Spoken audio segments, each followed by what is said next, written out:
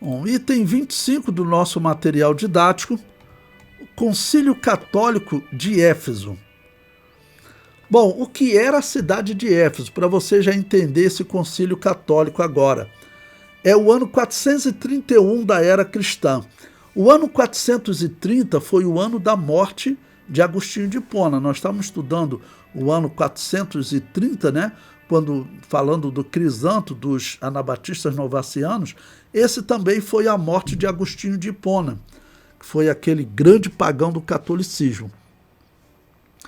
E agora, o ano 431, eles vão fazer um concílio na cidade de Éfeso. O que era a cidade de Éfeso?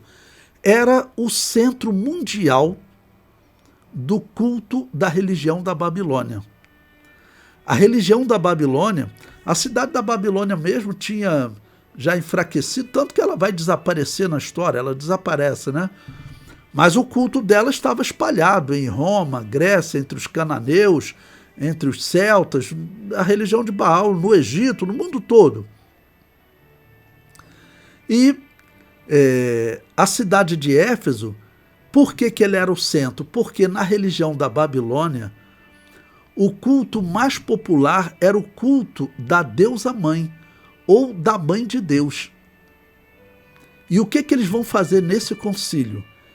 Eles vão pegar a cidade de Éfeso, onde lá era adorado Diana dos Efésios. Você lembra que o apóstolo Paulo esteve lá, confrontou este culto, tá bom?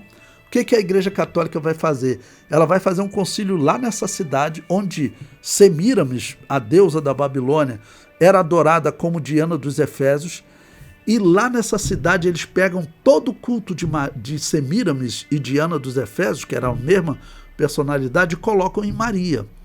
Inclusive isso é confirmado pelos títulos. Semíramis, Diana dos Efésios, tinha 3 grandes títulos. Era chamada de Nossa Senhora, Mãe de Deus e Rainha dos Céus. E a partir desse concílio, Maria vai ser chamada de Nossa Senhora, Mãe de Deus e Rainha dos Céus. Bom, esse concílio é chamado de Terceiro Concílio Ecumênico pelos católicos. Bom, o que eu gosto de fazer? Colocar sempre um título, um tema de um historiador, ok? Então eu coloco aí, primeiro, um historiador do livro Babilônia, a Religião dos Mistérios, ok? É um livro em português, é um livro bem antigo. Eu comprei ele, eu era seminarista em 1986. Hoje, esse livro você praticamente não acha mais. Você só acha esse livro ou em sebo ou então em PDF. Ele é vendido em PDF, né? Aí você pode procurar, depois eu coloco ele lá também no grupo para vocês poderem ter esse livro com vocês, que é interessante.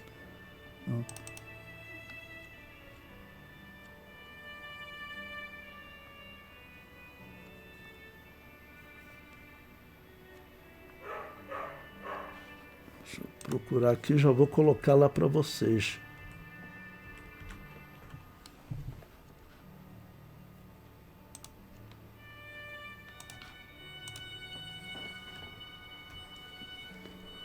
Depois eu coloco lá para vocês. Então veja o que diz esse livro. Foi nessa cidade que Diana tinha sido adorada como a deusa da virgindade e da fertilidade desde os tempos primitivos. E aqui você tem uma diferença. A Bíblia diz que o Messias nasceria de uma virgem, mas a Bíblia não diz que ela permaneceria virgem. A Bíblia deixa claro que Maria teve outros filhos. Mais importante, a profecia não diz que ela permaneceria virgem. Na religião da Babilônia, Semíramis, ela teve um filho que chamava-se Tamuz, que você encontra os israelitas adorando lá em Ezequiel capítulo 8, e a história diz que ela continuou virgem. Tá bom? Então, aqui também vai surgir a lenda de que Maria permaneceu virgem. Esse é paganismo. E ele prossegue. Dizia-se que ela representava os primitivos poderes da natureza e foi assim esculpida com muitos seios. Uma coroa em forma de torre, símbolo da Torre de Babel, adornava sua cabeça. Quando as crenças são por séculos conservadas por um povo, elas não são facilmente esquecidas. Assim sendo, os líderes da igreja em Éfeso, quando veio a apostasia, essa igreja apóstata, né? Também raciocinaram que se fosse permitido às pessoas conservarem suas ideias a respeito de uma deusa mãe, se isso fosse misturado com o cristianismo e o nome de Maria fosse colocado no lugar, eles poderiam ganhar mais convertidos. Mas este não era o método de Deus. Quando Paulo veio para Éfeso nos dias primitivos, nenhum compromisso foi feito com o paganismo. As pessoas eram realmente convertidas e destruíram seus ídolos da deusa. Está lá em Atos 19, versículo 24 a 27. Então, o que esse livro retrata, por isso eu gosto de citar historiadores para vocês. O que esse livro retrata é exatamente esse paganismo que eu tenho falado para vocês, que a Igreja Católica organizou, tá ok?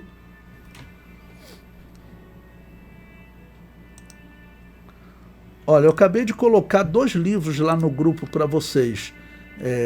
Esse livro, esse livro Babilônia, Religião dos Mistérios, e eu aproveito para comentar o outro livro, Babilônia, Ontem e Hoje. Esse livro, ele foi escrito por um professor do seminário que eu estudei, o Abraão de Almeida, publicado pela CPAD. Procure esse livro na CPAD hoje. Você não acha mais esse livro. Esse livro não está mais à venda. Parece até que tem alguém querendo defender a Babilônia apocalíptica, né? Bom, prossigo no comentário. Atos 19, 35. Então o escrivão da cidade, tendo apaziguado a multidão, disse: varões efésios, qual é o homem que não sabe que a cidade dos Efésios é a guardadora do templo da grande deusa Diana e da imagem que desceu de Júpiter? Então, foi essa crença que o apóstolo Paulo enfrentou. A Igreja Católica pegou e compatibilizou, adotou esse paganismo. Isso está claro na história. Bom, aí cito aí também o historiador Russell Norman Chaplin, que ele fala o seguinte, daquele livro O Novo Testamento Interpretado versículo por versículo. Posto que no templo de Diana, em Éfeso, havia uma grande pedra que indubitavelmente era um meteorito caído do espaço, os adoradores dessa deusa inexistente, sem dúvida, criam que a sua imagem não fora feita por mãos humanos, o que não permitia que Diana dos Efésios fosse incluída entre os deuses acusados de falsos na prédica de Paulo e de outros cristãos, mas antes teria sido doada pelas próprias mãos do Deus Supremo do paganismo, Zeus ou Júpiter. Zeus era como os gregos chamavam, Júpiter como os romanos chamavam, conforme era conhecido entre os gregos ou entre os romanos. Então, eu procurei citar historiadores para vocês verem que isso é um fato, isso é uma história comprovada.